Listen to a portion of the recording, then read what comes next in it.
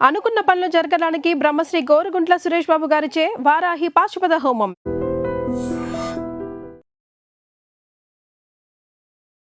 నమస్కారం, welcome to I dream. ధర్మ మార్గం విత్ విజిత కార్యక్రమానికి స్వాగతం.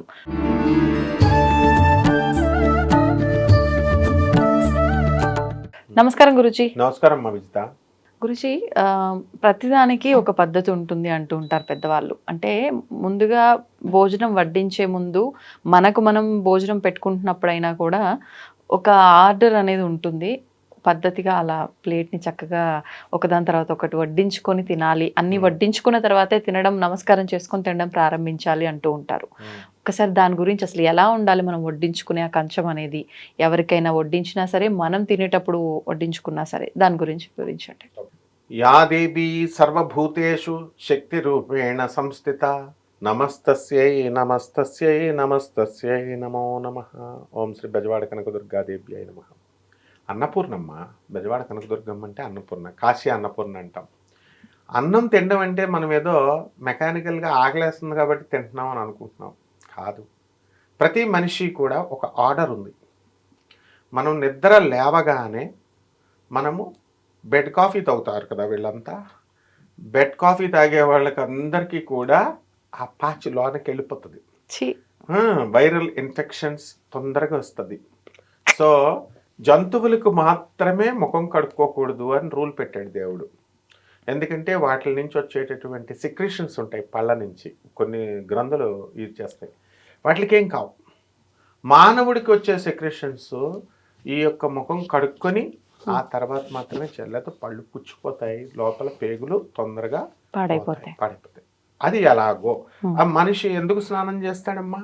15 రోజులకు ఒకసారి చేయొచ్చు కదా స్నానం. దుర్వాసన వస్తుంది. దుర్వాసన అంటే బాడీ అంతే. కాబట్టి ప్రతి దానికి ఒక రూల్ ఉంది. అలాగే మనము నిద్ర లేచిన వెంటనే ముఖం కడుక్కోవడము, తర్వాత స్నానం చేయడము ఎలాగైతే ఉందో, ఆ తర్వాత మనము భోజనం చేస్తాం కదా మధ్యాహ్నం. ఆ భోజనం చేసేటప్పుడు కూడా ప్రొసీజర్ ఉంది. ఇది క్యాస్ట్లను బట్టి మతాలను బట్టి కాదు, మన యొక్క శుభ్రత కోసం మనం చేసుకుంటున్నాం. మన ఆర్గన్స్ ఎక్కువ కాలం ఉండాలి భూమి మీద, మనం మంచిగా ఎక్కువ కాలం బతకాలంటే రూల్స్ పాటించాల్సిందే. ముఖం కడుక్కోవడం, స్నానం చేయడం. అలాగే ఈ భోజనం చేసేటప్పుడు ఏం చేస్తారంటే ప్లేట్లలో కానీ విస్తరాకుల్లో కానీ ఎక్కడైనా సరే మనము ఫస్ట్ భోజనం అన్నం వడ్డించేస్తారు. ఇది చాలా తప్పు. అన్నం వడ్డించకూడదు. అలా అని చెప్తే ఏమండి, బ్రాహ్మలు కూరలు వడ్డించుకుంటారు కాబట్టి మనం కూడా అలా వడ్డించుకోవాలా అండి అని కొంచెం మంది అడగడానికి అవకాశాలు ఉంటాయి. కాదు, అక్కడ బ్రాహ్మలు ఇతర క్యాస్ట్ అని కాదు, నాన్ బ్రాహ్మిన్స్ అని కాదు. పద్ధతిగా ఏమండి అని మనం ఎలా మాట్లాడతాం? భర్తలు ఎరా అనొచ్చుగా.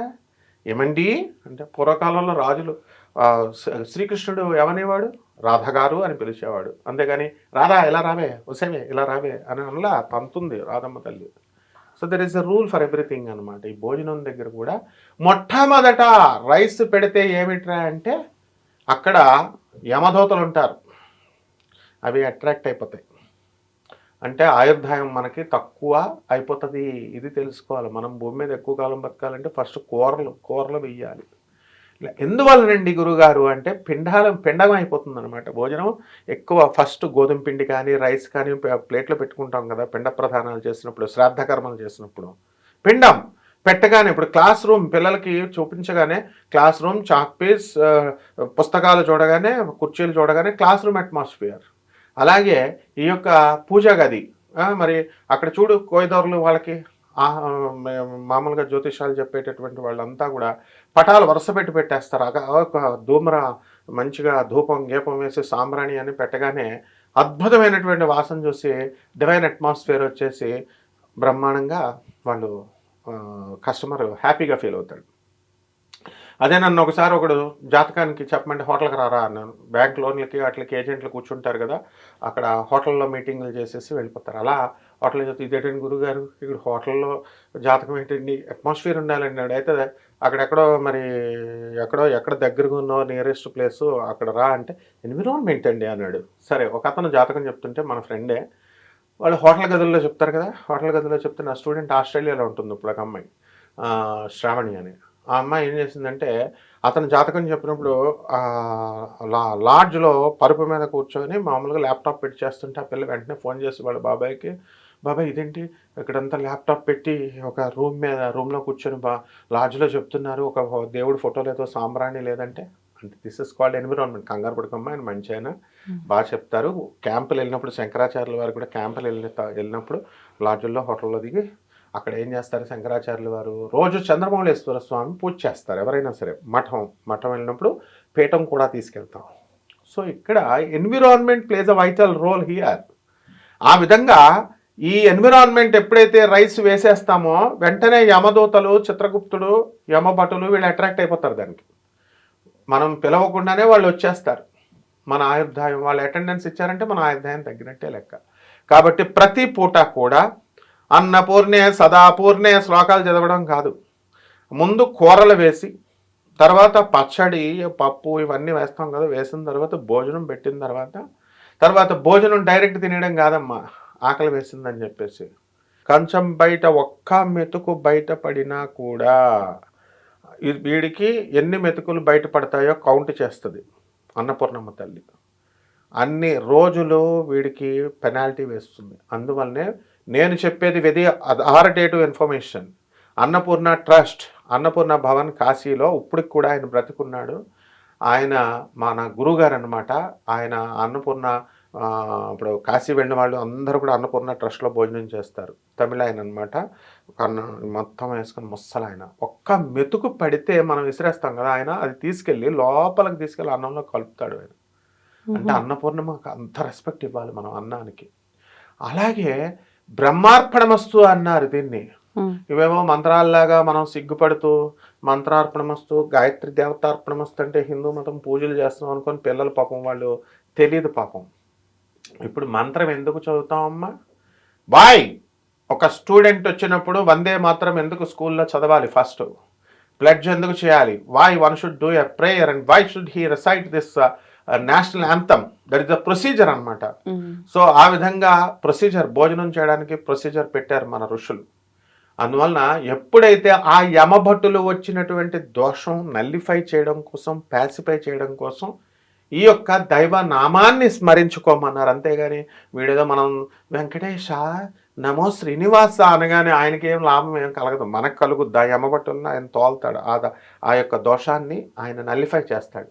కాబట్టి భోజనం చేసేటప్పుడు అలాగే ఆచమనం చేయాలి. ఆచమనం అంటే ఏం చేస్తున్నారు ఇటు చూడండి. ఇట్లా మనం ఆచమనం ఓం కేశవాయ స్వాహ, నారాయణ స్వాహ, మాధవాయ స్వాహ అంటాం కదా, అంత పెద్ద ప్రొసీజర్ అక్కర్లేదు. కానీ భోజనం చేసినప్పుడు చుట్టూ ఇదిగో చీమలు ఇలాంటివి వెళ్లకుండా మనము చుట్టూ నీళ్లు పొయ్యాలి, చేసేసి భోజనం చేయాలమ్మా. ఇది ప్రొసీజరు. ఎవరైతే ఈ రకంగా మనము 3 పూటల భోజనం చేసేటప్పుడు కానీ, ఎప్పుడు కానీ, అలాగే విందు భోజనాల్లో కానీ ఎక్కడికి వెళ్ళినా కూడా ముందు కూరలు వేయకుండా ఓన్లీ రైస్ కనుక వేసినటువంటి భోజనాన్ని కనుక మనం తింటే అది పిండం కూడా అంటారు చూసారా, అది తిన్నట్టు అనమాట. కాబట్టి ఎట్టి పరిస్థితుల్లో కూడా ఇప్పటి వరకు జరిగిపోయింది వదిలేసేయండి. ఇక నుంచి కొత్తగా మనము ప్రతిదీ నేర్చుకోవాలి. ఎప్పుడు కూడా పిండం కూడా అంటే శ్రాద్ధ కూడా అంటాం. ఎప్పుడైనా సరే మనము ఈ యొక్క పూజలు పునస్కారాలు చచ్చిపోయినప్పుడు ఇళ్లలో వెళ్తే చాలామంది మటన్ పెట్టు, చికెన్ పెట్టు, ఎంతెంత మంచివి పెట్టినా కూడా వెళ్ళరు భోజనం తినడానికి. ఎందువలనంటే దినం భోజనం కొంచెం అరగదు, ఇండైజెషన్ అని. ఒక చిన్న ఎగ్జాంపుల్ చెప్తాను, దాన్ని అందరూ కూడా తెలుసుకోవచ్చు. ఇది మా గురువుగారు ప్రాక్టికల్గా చేసినటువంటి డెమాన్స్ట్రేషన్. ఇప్పుడు అందరూ చేసుకోవచ్చు కూడా. ఎవరైతే ఇప్పుడు గోవు ఉంటుంది కదా, ఆవు దూడ, ఆ ఆవు దూడని గృహప్రవేశానికి పంపించారనుకోండి, పంపిస్తే 2 లీటర్ల పాలు ఇచ్చేటటువంటిది అది వెళ్ళి గృహప్రవేశం చేసి వస్తుంది, మళ్ళీ ఇంటికి వచ్చిన తర్వాత 2 లీటర్ల పాలు వేస్తుంది. అదే శ్రాద్ధకర్మకు దానంకి పంపిస్తాం కదా మనం, చనిపోతే ఆ గోదానం, భూదానం ఇలాంటివి చేస్తాం కదా, వెళితే ఈ ఆవు వెళ్ళి ఆ కార్యక్రమం చేసి వచ్చిన తర్వాత వెళితే 2 లీటర్ల పాలు ఇచ్చేది ఇదిగో 1/2 లీటర్ అయినా తగ్గిపోద్ది పాలు. అంటే గోమాత ఇమీడియట్ రిసీవ్ చేసుకుంటుంది, దోషం ఉంది ఇది అని చెప్పడం కోసం. అందువల్లనే ఇలాంటి కార్యక్రమాలు, శ్రాద్ధ కర్మలు, పిండాలు, దినాలు, మనిషి చచ్చిపోయిన తర్వాత ఈ యొక్క యమభటులు, చిత్రగుప్తులు, ఇదంతా ఒక డేంజర్ ఫీల్డ్ అనమాట. కాబట్టి ఆ ఫీల్డ్లోకి మనం వెళ్లకుండా ఉండడం కోసం ఈ యొక్క భోజనం అనేటటువంటిది మనం ఎప్పుడూ కూడా కూరలు వేసుకొని పప్పు చక్కగా ఇవన్నీ వేసుకొని తర్వాత రైస్ వేసుకొని భోజనం చేయాలి. నాన్ వెజిటేరియన్ ఫుడ్ తినే వాళ్ళకి ఏంటండి మరి అని అంటారు. వాళ్ళు కూడా చక్కగా మొట్టమొదట ఇవన్నీ పెట్టుకున్న తర్వాతే రైస్ వేసుకోవాలి. ఏ సిస్టమ్ అయినా సరే చివర్లో రైస్, లాస్ట్లో రైస్ వేసుకొని తినాలి. ఈ రకంగా చేయాలి. ప్లస్ రెండోది ఎవరు ప్లేట్ వాళ్ళు కడుక్కోవాలమ్మా. అంటే తిన్న తర్వాత భార్య ఉన్నా సరే కూడా హస్బెండ్ అనేటటువంటి వాడు ఎక్కువ కాలం బ్రతకాలంటే వాడు వెళ్ళి వాడి ప్లేటే వాడు కడుక్కోవాలమ్మా. ఇప్పుడు ఎవరింటికైనా వెళ్ళినప్పుడు మన ప్లేట్ మనం కడగకూడదు అంటే కనీసం తీసి సింక్ లో కూడా పెట్టద్దు, వాళ్ళకి పుణ్యం ఉండదు అంటారు కదా. వెళ్ళి మనమే కడగాలి. వెళ్ళి కడగకపోతే ఎట్టి పరిస్థితుల్లో మనము ఎంగిలి అనేటటువంటిది విసర్జనం అన్నమాట. అది ఎప్పుడైతే వాళ్ళకి మనం ఆ దోషం కలిగించకూడదు అనమాట. వాళ్ళు మనం తినేసిన ప్లేటు మనం తీసుకెళ్ళి డస్ట్బిన్లో వేసి కడిగేసి అక్కడ పెట్టడం అనేటటువంటిది శ్రేష్టమైన పద్ధతి. మన ఆరోగ్యరీత్యా మన ఆయుర్దాయరీత్యా పెరుగుతుంది. వాళ్ళు అంటారు పాపం, మీరు అతిథులండి మీరు రండి అని. అంత మాత్రాన అలాంటి పనులు వాళ్ళు చేయించకూడదు. మనం చక్కగా మనం భోజనం చేసిన తర్వాత మనం ప్లేట్ చుట్టాలైనా ఎంత చుట్టాలైనా మనం కడిగేసేయాలి. So that the work will be made easy. వాళ్ళు కూడా తిట్టుకోరు. రెండోసారి ఇంటర్ బాబు వీళ్ళు వచ్చారని అనుకోరు. వెల్కమ్ అంటారు. ఇంకోసారి వస్తామంటే ఎలాగో ప్లేట్లు కడిగి పెడతారు. వాళ్ళ ప్లేట్లతో పాటు మన ప్లేట్లతో పాటు మిగతా వాళ్ళ ప్లేట్లు కూడా కడిగేస్తామని. సో చాలా బెనిఫిట్స్ ఉంటాయి, ఒకదానికి ఒకటి లింక్స్ ఉంటాయి అన్నమాట. ఋషులు ఆల్రెడీ రీసెర్చ్ చేసి కనిపెట్టారు. గురుజీ, వారాహి నవరాత్రులు ప్రారంభమైపోయాయి. మరి 3వ రోజుకి మనం చేరుకున్నాము. చాలా మంది వారాహి అమ్మవారు శక్తి స్వరూపిణి, ఉగ్ర రూపము, ఆవిడని ఆరాధించకూడదు అని చెప్పడం జరిగింది. అయినప్పటికీ మనం సోషల్ మీడియాలో చూస్తున్నాం చాలా మంది ఎరుపు రంగు వస్త్రాలు వేసుకొని అమ్మవారిని ఆరాధించే విధానం చాలా ఎక్కువగా కనిపిస్తోంది. అసలు నిజంగా అమ్మవారిని ఆరాధించవచ్చు అంటారా, ఆరాధించకూడదంటారా? హ్రీంకారాసనగద్భితానలసికాం సౌహ క్లీం కళాం బిభ్రతీం సౌవర్ణాంబరధారిణీం వరసుదా ధౌతాం త్రినేత్రోజ్వలాం వందే పుస్తకభాషమంకుశధరాం స్రగ్భూషితాముజ్వలాం త్వాం గౌరీం త్రిపురాం పరాత్ప్రకలాం శ్రీచక్ర సంచారిణీం. మన గౌరీదేవే శక్తి స్వరూపిణి. ఆమెను అందరూ ఆరాధిస్తారు. అయితే ఆమె నుంచి పుట్టినటువంటి వాళ్లే వీళ్ళంతా. ఈ భండాసురుడు అనేటటువంటి రాక్షసుడితో అమ్మవారు లలితాదేవి యుద్ధానికి వెళ్తుంది. యుద్ధానికి వెళ్ళినప్పుడు సైన్యాన్ని తయారు చేయాలి కాబట్టి అక్కడ ఈ సప్తమాతృకలను పుట్టించింది. బ్రహ్మ నుంచి బ్రాహ్మిణి, విష్ణువు నుంచి వైష్ణవి, మహేశ్వరుడి నుంచి మహేశ్వరి, ఇంద్రుడి నుంచి ఇంద్రాణి, కుమారస్వామి నుంచి కౌమారి, చాముండ వారాహి వరాహస్వామి నుంచి. ఆ వరాహస్వామి నుంచి పుట్టినటువంటి ఆదిశక్తే గౌరీ స్వరూపమే వారాహి అమ్మవారు. ఇకపోతే ఈ అమ్మవారు ఎందుకు వీళ్ళంతా భయపడతారు అంటే తప్పులు చేసిన వాళ్ళకి బాగా భయం ఎక్కువ. ఇప్పుడు గ్రామ దేవతల గుళ్ళోకి వెళ్ళాలంటే అందరికీ పాసిపడిపోతుంది. ఎందువల్లంటే మంచి గుగ్గులు వేస్తారు. రాజమండ్రిలో ఆల్కట్ తోటలో ఒక కన్నమ్మ తల్లి అని ఉంది. కన్నమ్మ తల్లి అంటాం. ఇంత పెద్ద తలకాయ విగ్రహం అనమాట. లోనకి వెళ్తే భయం వేసేది చిన్నప్పుడు మాకు. ఆ విధంగా ఏ దేవత అయినా సరే, గ్రామ దేవత అయినా ఎవరైనా శక్తి స్వరూపుడు. భయం అనేది కామన్. ఆ భయం నుంచి చేయకూడదని వీళ్ళు సొంత కవిత్వాలు చెప్పేస్తున్నారు. వాళ్ళకంటే భయంకర. ఇప్పుడు అమ్మవారిని లాజికల్గా ఆలోచిద్దాము. పురాణాలు చెప్పిన ప్రకారము కుమారస్వామి దేవతల సైన్యానికి అధిపతి. ఈమెమో లలితాదేవి సైన్యానికి మాత్రమే అధ్యక్షురాలు. దండనాథ అంటారు, వార్తాళి అంటారు. మరి ఆయన అధ్యక్షుడే. మొత్తం టోటల్ దేవతల సైన్యానికి ఈ దేవతలందరూ దాంట్లోకి వస్తారు. ఆయనతో యుద్ధం చేసేటప్పుడు ఆయన సైన్యాధ్యక్షుడే. ఆయన అంతకంటే ఫెరోషియస్ వారాహిక కంటే కూడా. మరి ఎందుకు కుమారస్వామిని ఎందుకు చేయొద్దని అనడం వల్ల. నెక్స్ట్ రెండవ పాయింట్, ఇప్పుడు ఈ వారాహికు బాస్ ఎవరు? లలితాదేవి. ఆమె వెళ్ళి చంపింది ఎవరిని? బండాసురుణ్ణి. ఈమె కాదు చంపింది, ఆమె కూతురైనటువంటి బాలా త్రిపుర సుందరి. ఆమె అందరూ కలిసి చంపారు. బాగుంది. మరి ఈమె సైన్యానికి మాత్రమే అధ్యక్షురాలు. ఆమె ఏకంగా యుద్ధం చేసి ఎంత ఫిరోషియస్, ఎంత కోపంగా ఉంటే చంపగలుగుద్ది.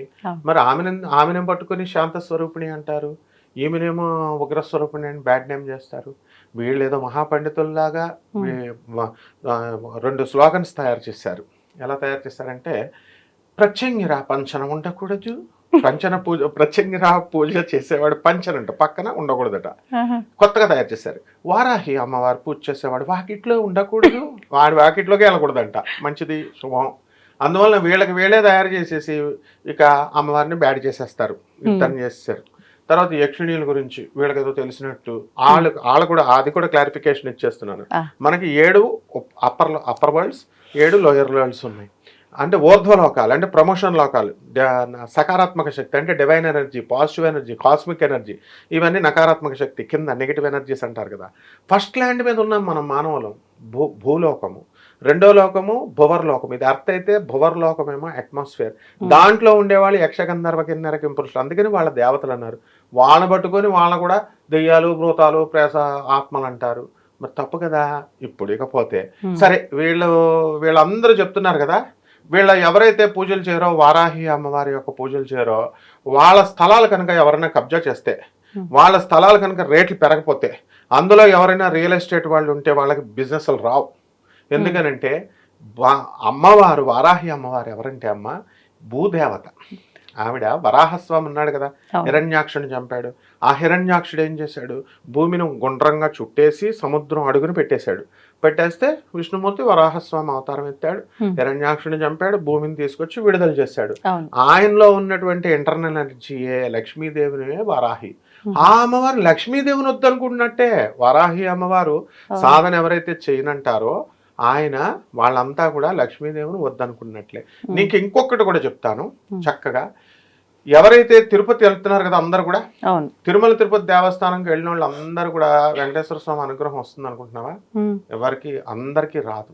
ఎంతమంది అంటే వెరీ లిమిటెడ్, 0.0001%. ఎందువలనంటే అక్కడ రూల్ పెట్టారు. కలియుగ భవిష్యోత్తర పురాణంలో క్లియర్ గా ఏమని చెప్పబడి ఉందంటే, ఎవరైతే వెంకటేశ్వర స్వామి వారి యొక్క దర్శనం చేసుకుంటారో వాళ్ళకంటే ముందు వెళ్ళి ఆ కోనేరు దగ్గర ఉన్నటువంటి వరాహస్వామి యొక్క దర్శనం చేసుకోమన్నారు. ఎంతమంది చేసుకుంటున్నారు చెప్పు?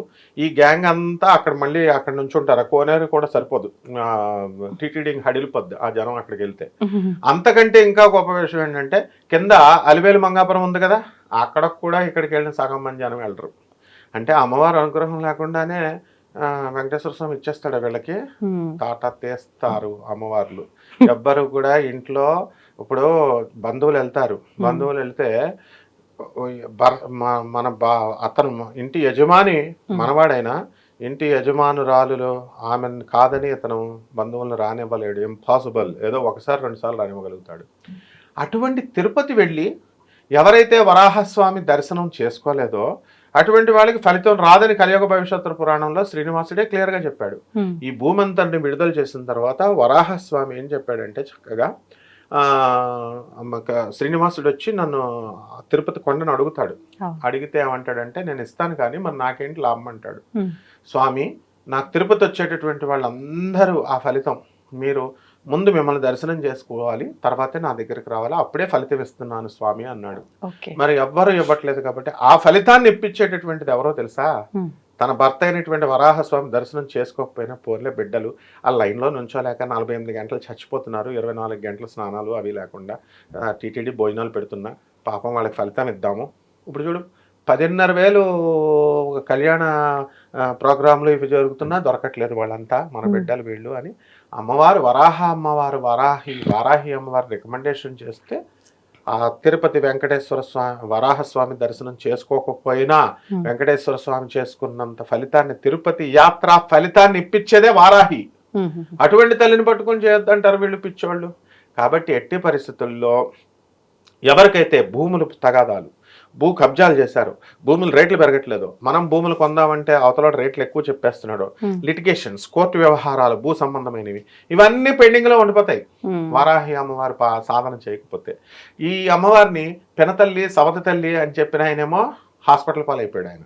తర్వాత ఎండుమిరపకాయలు బస్తాలు తెచ్చి ఎగ్జిబిషన్ గ్రౌండ్ లో హోమాలు చేసిన ఆయనకేమో కాల్ తీస్తారు. తర్వాత ఏకంగా కీర్తిశేషులు అయిపోయారు. తప్పు, అట్లా అనకూడదు. ప్రత్యంగిర అమ్మవారు, వారాహి అమ్మవార్లు జగన్మాతలు గౌరీదేహ సముద్భవాం అన్నారు. అంటే ఆ గౌరీ తల్లి యొక్క శరీరం నుంచి పుట్టారు వాళ్ళు, సప్తమాతృకలు. కాబట్టి మిడిమిడి జ్ఞానంతో ఏవో 4 పుస్తకాలు చదివేసి చెప్పకూడదు. వాళ్ళు ఏమైనా వారాహి ఉపాసకులా? నేను వారాహి ఉపాసకుడిని. మొత్తం ప్రపంచం అంతా తెలుసు. దశమహావిద్యా ఉపాసకుడిని, సప్తమాతృక ఉపాసకుడిని, యక్షిణి ఉపాసకుడిని. మరి మనం మన గురువులు చెప్పిన సాంప్రదాయంలో వారాహి అమ్మవారి యొక్క సాంప్రదాయం వస్తుందన్నమాట. కాబట్టి చక్కగా వారాహి అమ్మవారిని ఫస్ట్ క్లారిఫై చేయాలి కదా జనాలకి. దర్జాగా మన లక్ష్మీ తల్లి, మన సరస్వతి తల్లి, మన పార్వతీ తల్లిని ఎలా చేసుకుంటామో అలా దర్జాగా చేసుకోవచ్చు. ఓకే.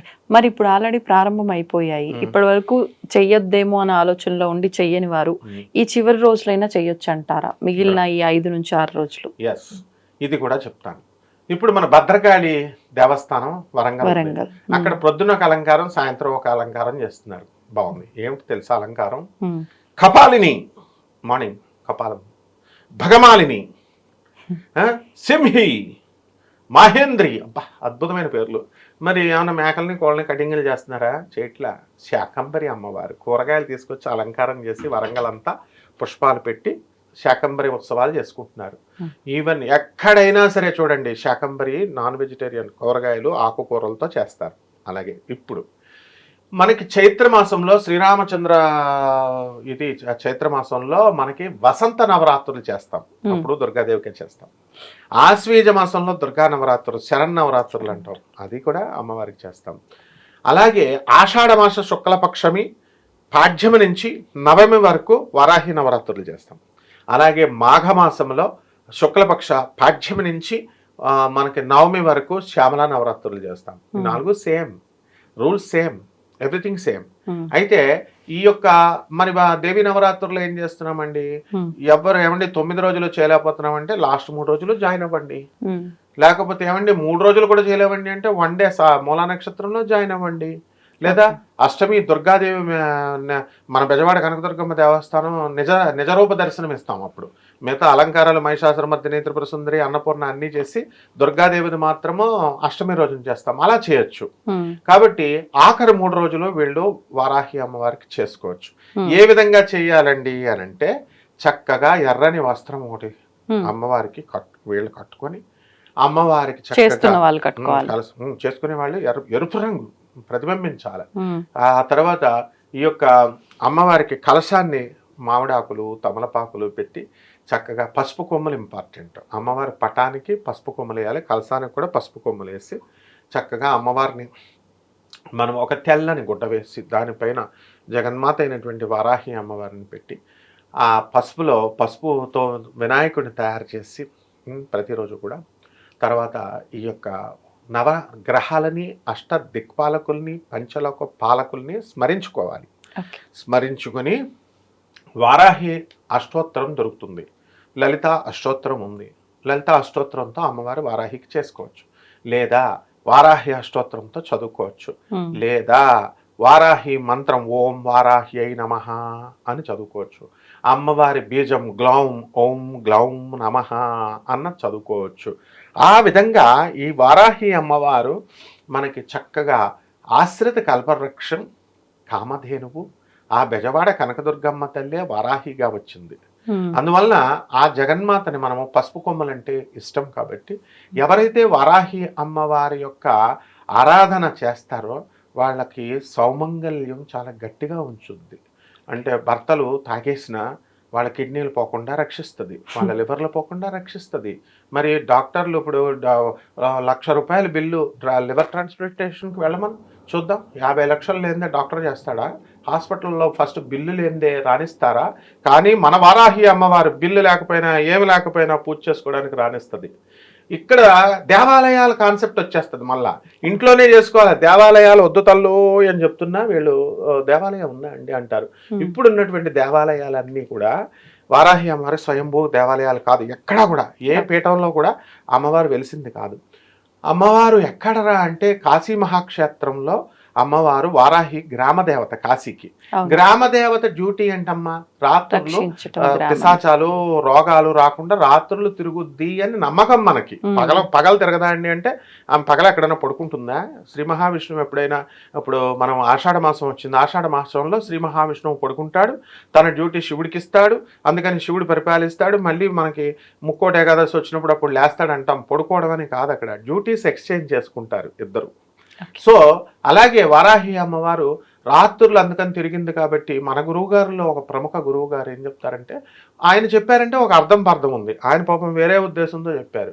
అందరూ అది పట్టుకొని ఏమండి వారాహి అమ్మవారు భయంకరంగా ఉంటుంది, ముఖం చూస్తే గుండె ఆగిపోతుంది అంటే, ముందు మన మానవుల యొక్క ఈ కోరికలను చూసి, మన మానవుల యొక్క నైజాన్ని చూసి ముందు వారాహి అమ్మవారు మనం వెళితే వారాహి అమ్మవారు గుండె ఆగిపోద్ది. ఎందుకంటే మనల్ని చూసి వారు మారిపోయారు బాబు నా పిల్లలు, ఏంటి పెద్ద పెద్ద లిస్టులు పట్టుకొస్తున్నారు, వీళ్ళ ధర్మం వీళ్ళ సొంత కవిత్వాలని వారాహి అమ్మవారి గుండె ఆగిపోద్ది మనల్ని చూడగానే.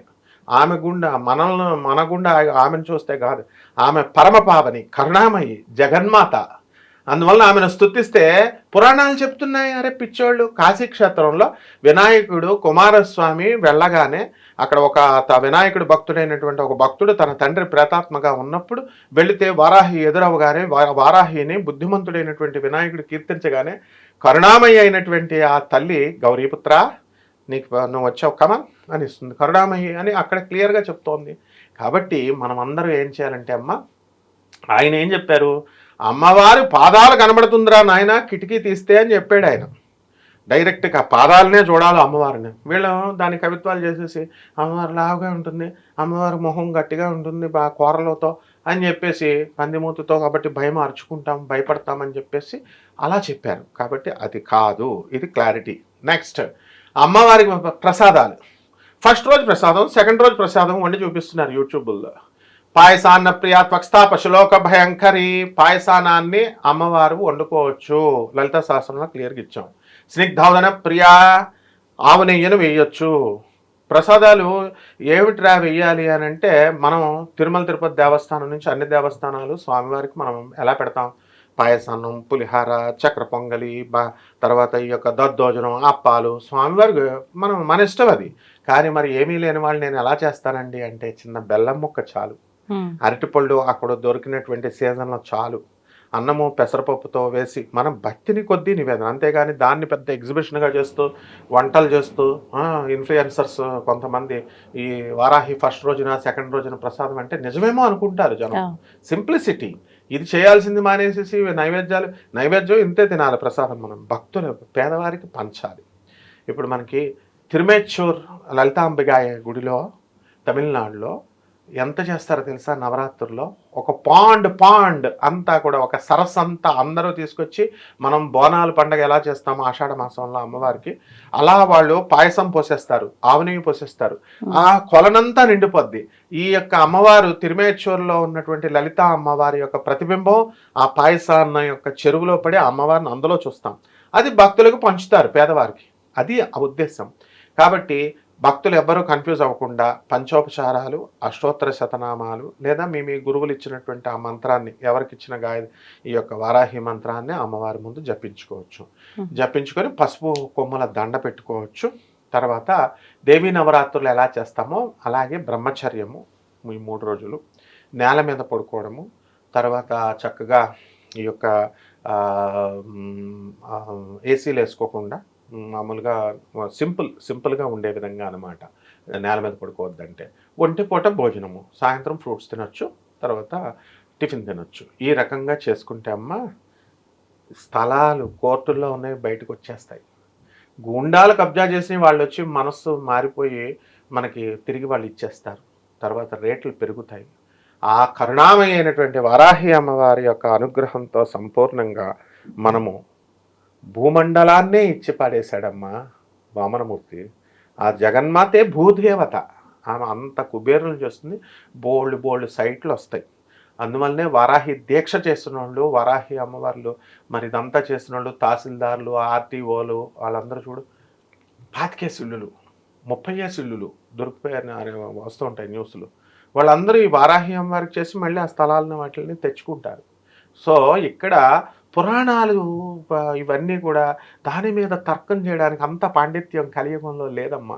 కృష్ణుడు యోగ నష్టం చేశాడు, నాయనలారా చెప్పింది నేనండ్రా అన్నాడు. అంతేగాని డిబేట్లు పెట్టుకుని చేస్తే అమ్మవారు వారాహి అమ్మవారు అంత అవసరం లేదు, చేస్తే చేసుకుంటారు, ఆమెకి ఏమీ లాస్ లేదు. కాబట్టి ఎవరు చేసిన వాళ్ళు లబ్ధి పొందుతారు, చెయ్యని వాళ్ళు మామూలుగా ఉంటారు. అంతేనమ్మా. ధన్యవాదాలు. And for more videos, please subscribe to iDream channel. Subscribe to iDream Media. Please subscribe to iDream. Please subscribe to iDream. Please subscribe iDream. And please subscribe to iDream. For more videos, subscribe to iDream. Please like, share, and subscribe to the channel. Congratulations, iDream. Subscribe to iDream. Subscribe to iDream. So, subscribe to iDream Media. iDream ki iDream team andarki huge congratulations. Please subscribe iDream Media. Please subscribe to iDream. Subscribe iDream. Please subscribe to iDream. iDream అంటే నా కళల channel subscribe చేసుకున్న నోరు తిరుగుతలేదు మీరైతే గంట గుర్తు కొట్టండి. For more such videos, please subscribe to iDream. Subscribe to iDream. Please subscribe to iDream. Please subscribe iDream Media. Please do subscribe to iDream. Please subscribe to iDream Media. For best entertainment and information, please subscribe iDream. And don't forget to subscribe to iDream.